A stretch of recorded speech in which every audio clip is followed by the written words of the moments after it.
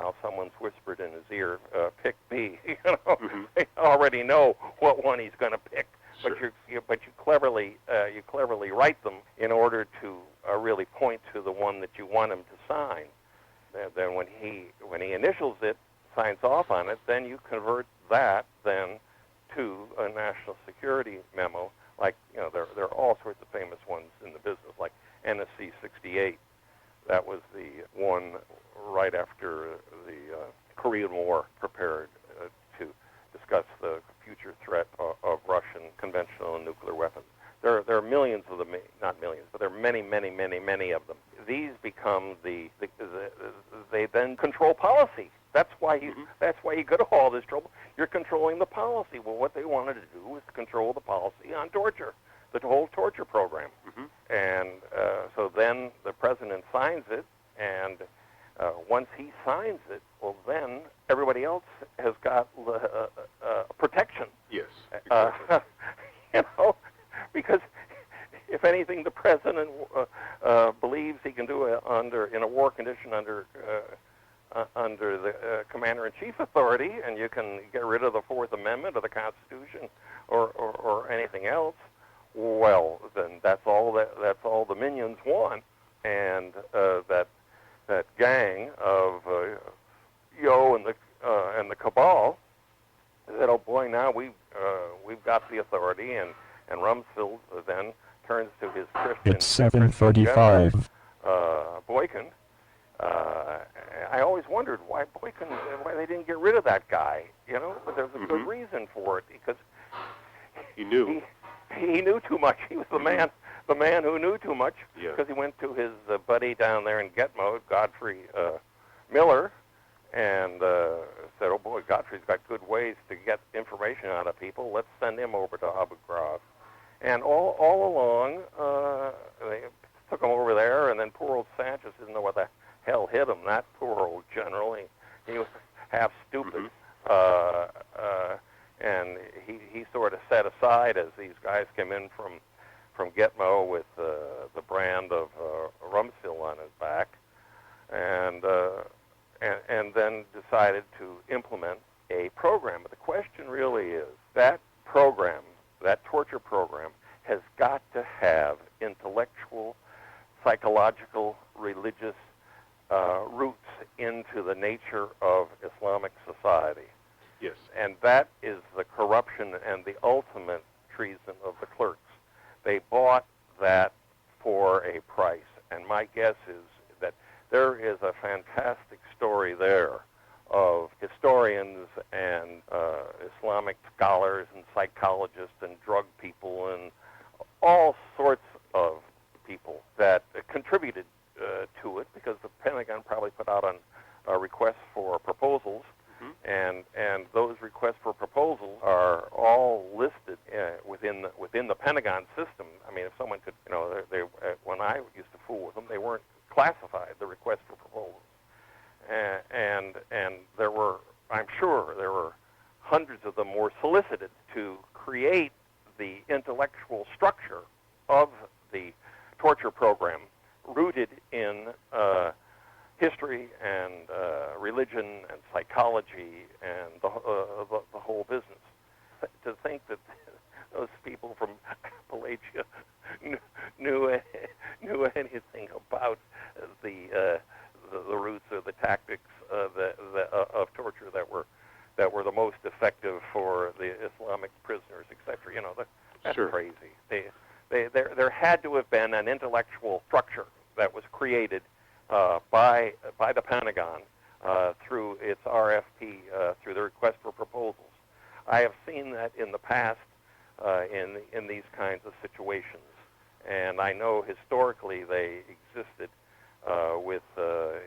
in the field of deterrence, when a couple of dozen groups were being solicited, and I'm sure it was the same thing for counterinsurgency. Well, I know it was.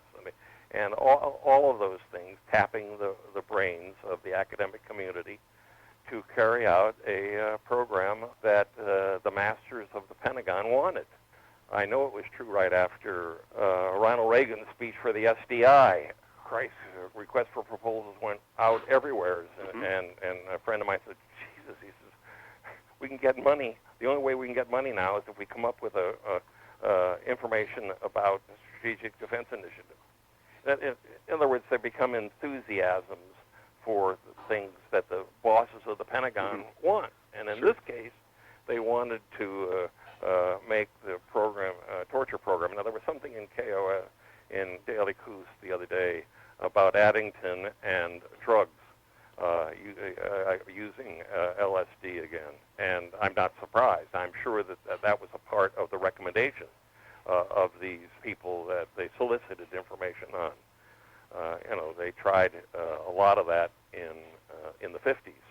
Marx and the whole business of the Manchurian Candidate and all that stuff in Canada that they used with those drugs to change memory and to turn people into traitors, whatever the hell they wanted to do to overcome so-called brainwashing, to do brainwashing of our own. Well, but that whole business, when I saw it the other day, I said to myself, they're onto something again.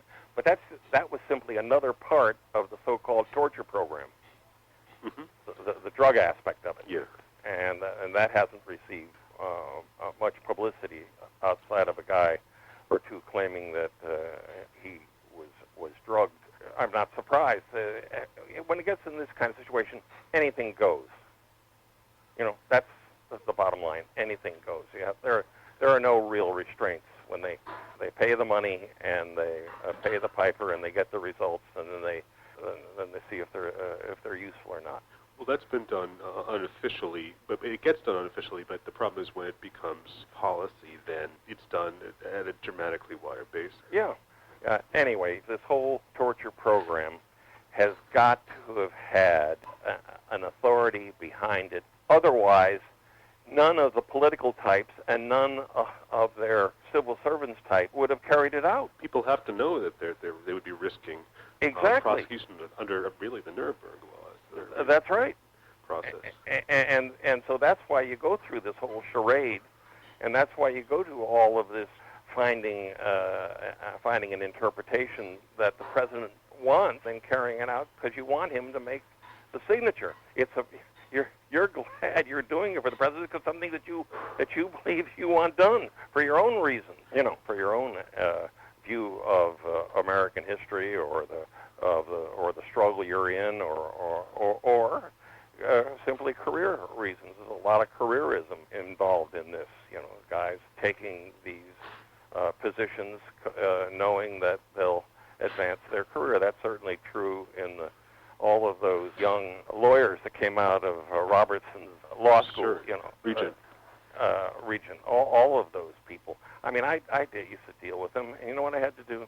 I had to hike up or kite up all of their skills and recommendations so that I could get them more money for their experience. Mm-hmm. Yeah. In other words, you engaged in the falsification or the adding on to the resumes, so that when the civil servants looked at the forms, they were within the norms, so that they could give them a higher grade, because that's what the political masters wanted. And just for the sake of people who might be listening to this, you were doing that because you were trying to stay in your position at the Education Department to save public education. That's right. Oh yeah, I was there because I had mastered the forms, and I knew what the clerks that were looking at the forms wanted.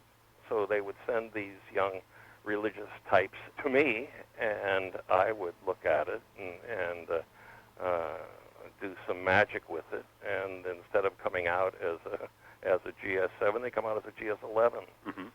And it meant more money, and or instead of coming out as a 7, they came out at 12 or 13, whatever it was.